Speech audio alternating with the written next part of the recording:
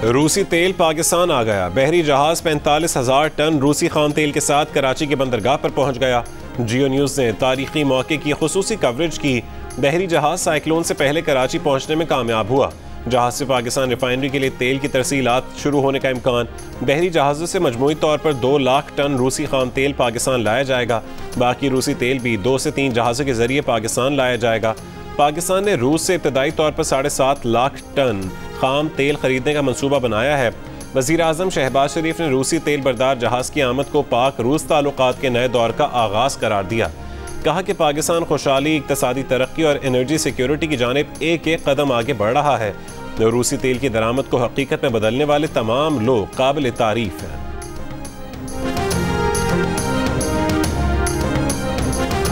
Zaman park में छुपे 9 मई के मास्टरमाइंड ने सोचा कि वह फौज पाकिस्तान को झुका लेगा, मगर चाल उल्टी पड़ गई। अब 9 जून को यूट्यूब पर बैठकर उन्हीं से मुलाकातों की भीख और माफिया मांग रहा है। मुस्लिम लीग नून की रहनुमा मरियम नवाज का शुजाबाद में जलसे से खिताब। कहा कि खुद पर बुरा वक्त आया तो कारकुनों को जिम्मेदार ठहराकर उन्हें बस के नीचे फेंक दिया। 9 मई के सानहे से तकलीफ तो बहुत हुई, लेकिन अच्छा हुआ मुल्क का दुश्मन पहचाना गया। फितना फसाद का चैप्टर खत्म हुआ, अब तरक्की का सफर शुरू होगा। जो हाथ मुल्क तामीर करते हैं वो मुल्क में तोड़फोड़ नहीं करते, बल्कि तोड़फोड़ करने वालों को तोड़ देते हैं। नवाज शरीफ की वापसी के बाद मुल्क टेक ऑफ करेगा।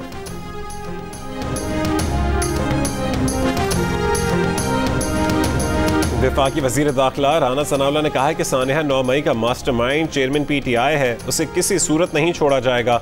जो भी जिम्मेदार होगा सबको गिरफ्तार किया जाएगा। नौजवानों के वालिदैन जेलों के बाहर रो रहे हैं। ये पिंकी पीरनी के पास बैठा तावीज़ गंडे कर रहा है, लेकिन अब ये बात काले बकरों के सदकों से टलने वाली नहीं है।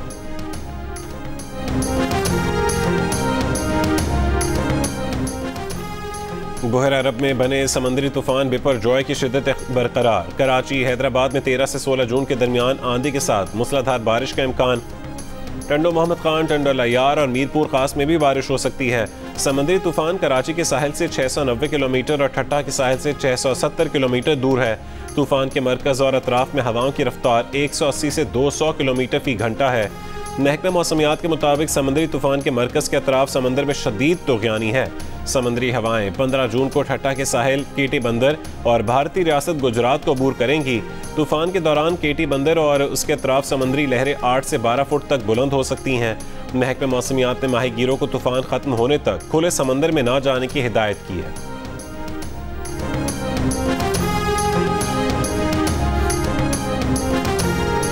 ठट्ठा और बदीन के अस्पतालों में हंगामी हालत नाफिज। सरकारी मुलाजमीन की छुट्टियां मनसूख। इमदादी सरगर्मियों में हिस्सा लेने के लिए पाक फौज के एहलकार भी पहुंच गए। जज़ायर से मकीनों को रेस्क्यू करने और रिलीफ कैंप कायम करने पर गौर। माहीगीर राशन और पीने के पानी के लिए परेशान। समंदरी तूफान के खदशे के बावजूद शहरियों की बड़ी तादाद बलोचिस्तान के मुख्तलिफ साहिलों पर पिकनिक मनाती रही। समंदरी तूफान के पेश नज़र जिला थरपारकर के मुख्तलिफ इलाकों से अवाम को महफूज मकामात पर मुंतकली की हिदायत कर दी गई। डिप्टी कमिश्नर के मुताबिक तालुका डेपलो की 3 देहात को समंदरी तूफान से खतरा है। जिला सजावल में भी हाई अलर्ट जारी। तमाम सरकारी मुलाजमीन की छुट्टियां मनसूख करके समंदरी तूफान पर नजर रखने के लिए कंट्रोल रूम कायम कर दिया गया। गवादर के साहिल पर दफा 144 नाफिज।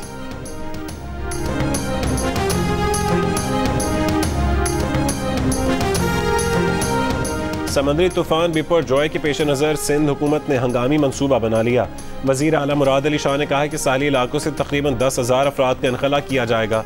80 किलोमीटर फी घंटे की रफ्तार से हवाएं और 25 फुट ऊंची लहरें साहली इलाकों से टकराएंगी। फौज की मदद से कुदरती आफत का मुकाबला किया जाएगा। बारिशों के पेश नज़र इंतजामात कर रहे हैं। मुतालिका महकमों को हिदायत भी जारी कर दी गई हैं। दूसरी जानिब ठट्ठा और बदीन की ज़िला इंतजामिया ने हाई अलर्ट जारी कर दिए। महकमा आबपाशी और दीगर मुतालिका इदारों को हंगामी सूरत हाल से निपटने के लिए तैयारियां और मशीनरी की मौजूदगी यकीनी बनाने की हिदायत।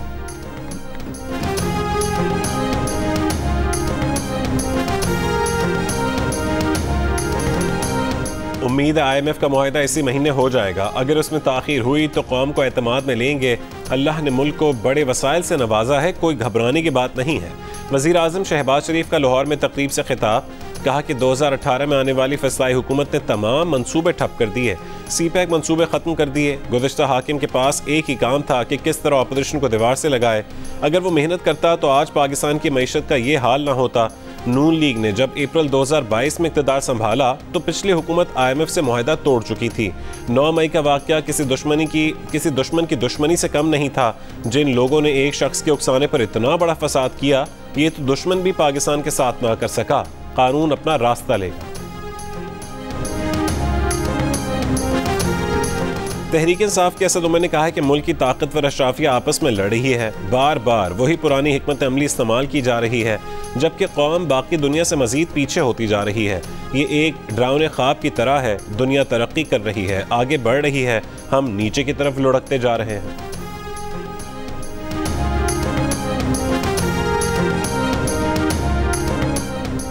कौमी असम्बली में अपोजिशन लीडर राजा रियाज ने शाह महमूद कुरैशी की रिहाई डील का नतीजा करार दे दी।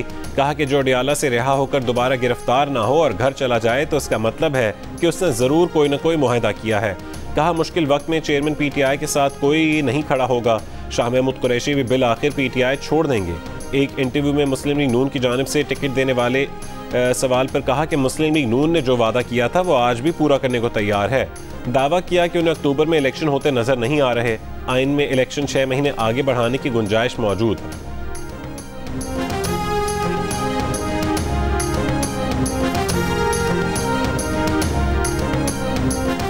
इस्तेहकाम पाकिस्तान पार्टी के रहनुमा ओन चौधरी ने कहा है कि उनकी जमात आइंदा आम इंतखाबात के दौरान मुस्लिम लीग नून के साथ सीट एडजस्टमेंट कर सकती है। जियो न्यूज़ के प्रोग्राम जिरगा में मेज़बान सलीम साफ़ी से गुफ्तगू।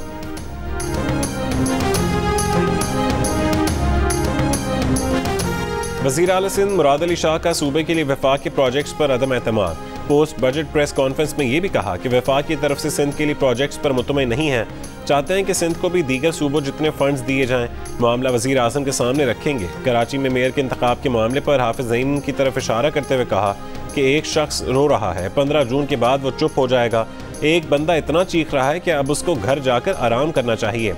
इल्ज़ाम लगाना बहुत आसान होता है। कराची में 3 UC चेयरमैन गिरफ्तार हैं। जो भी गिरफ्तार हैं वो वोट डालने के लिए ज़रूर आएगा।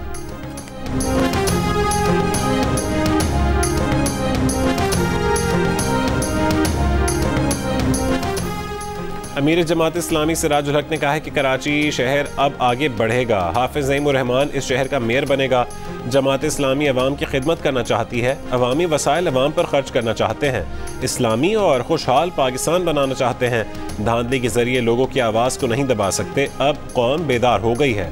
तहफ़्फ़ुज़ कराची मार्च से खिताब अमीर जमात इस्लामी कराची हाफिज ज़ईमुर रहमान ने कहा कि बल्दियाती इंतखाबात में सबसे ज़्यादा सीटें जमात इस्लामी ने लीं।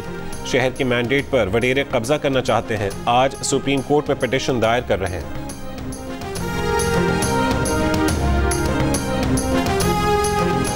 मीरान शाह में दहशतगर्दों से मुकाबला करते पाक फौज के 3 जवान शहीद हो गए।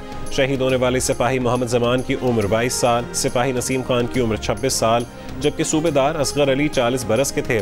फायरिंग के नतीजे में 3 दहशतगर्द हलाक, 4 जख्मी हो गए। मुकाबला 9 और 10 जून की दरमियानी शब हुआ। ISPR का कहना है कि पाकिस्तान की मुसल्लह अफवाज दहशतगर्दी के नासूर को जड़ से खत्म करने के लिए पुरअज़्म है। मे अस्पताल लाहौर के इमरजेंसी वार्ड में फायरिंग, एक शख्स जहां बहक। पुलिस के मुताबिक वाक़या ज़ाती दुश्मनी के बायस पेश आया। मुलजिम गिरफ्तार, असलहा बरामद। निगरान वज़ीर आला पंजाब ने CCPO से रिपोर्ट तलब कर ली। 9 मई को तहरीक इंसाफ के चेयरमैन को करप्शन के इल्ज़ामात पर गिरफ्तार किया गया। PTI के शरपसंदों ने उनकी हिदायत पर मुल्क की अहम तनसीबात को निशाना बनाया। वज़ीर आज़म शहबाज शरीफ का तुर्क मीडिया को इंटरव्यू, कहा कि तुर्की के साथ बिरादराना ताल्लुकात को मज़ीद मजबूत करना चाहते हैं। पाकिस्तान, तुर्की और ईरान के दरमियान रेल रोड नेटवर्क मनसूबा अहम साबित हो सकता है। तुर्क सरमायाकारों को शमसी तवानाई और पन बिजली के मनसूबों में सरमायाकारी की दावत देते हैं। तुर्की की टेक्नोलॉजी और पाकिस्तान की अफरादी क़ुव्वत दोनों ममालिक के लिए बेहतरीन साबित हो सकते हैं। कालादम बलोच लिबरेशन आर्मी छोड़कर हथियार डालने और कौमी धारे में शामिल होने वालों का बलोच दहशतगर्द तंजीमों को हथियार डालने का खुसूसी पैगाम। फलक शेर मरी ने बताया कि वह 14 साल बाद 2015 में हथियार डालकर कौमी धारे में शामिल हुआ तो सिक्योरिटी इदारों ने मदद की। भाई को रिहाई मिली, नौकरी बहाल हो गई। अब अपने बीवी बच्चों के साथ अच्छी जिंदगी गुजार रहा है। 6 साल बलोच लिबरेशन आर्मी का हिस्सा रहने के बाद हथियार डालने वाले जावेद मरी ने कहा कि वो अब अपना कारोबार करता है, जिंदगी सुकून में है, बच्चे अच्छी तालीम हासिल कर रहे हैं। जावेद मरी और फलक शेर मरी ने कहा कि बाकी लोग भी दहशतगर्दी का रास्ता छोड़कर हथियार डालकर मुआशरे की तामीर और तरक्की में किरदार अदा करें।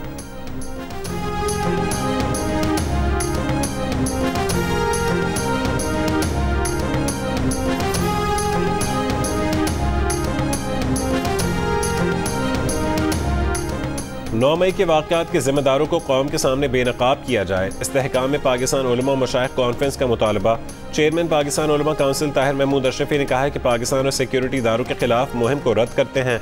रियासती इदारों के खिलाफ प्रोपेगेंडा करने वालों के खिलाफ आईनी और कानूनी कार्रवाई की जाए। आर्मी एक्ट के तहत बनाई जाने वाली अदालतें जायज़ हैं। 9 मई के ज़िम्मेदारों के खिलाफ की जाने वाली कानूनी कार्रवाई भी अवाम के सामने लाई जाए। मुल्क की मौजूदा सूरत हाल पर हज के बाद ऑल पार्टीज कॉन्फ्रेंस बुलाई जाएगी।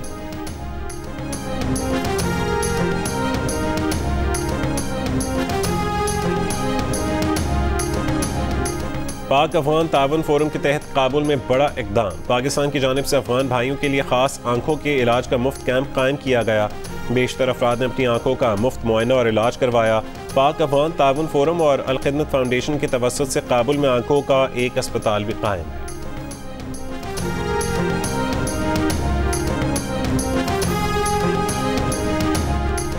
स्कॉटलैंड की साबिक फर्स्ट मिनिस्टर निकोला स्टर्जन को रिहा कर दिया गया। निकोला स्टर्जन पर कोई चार्ज नहीं लगाया गया।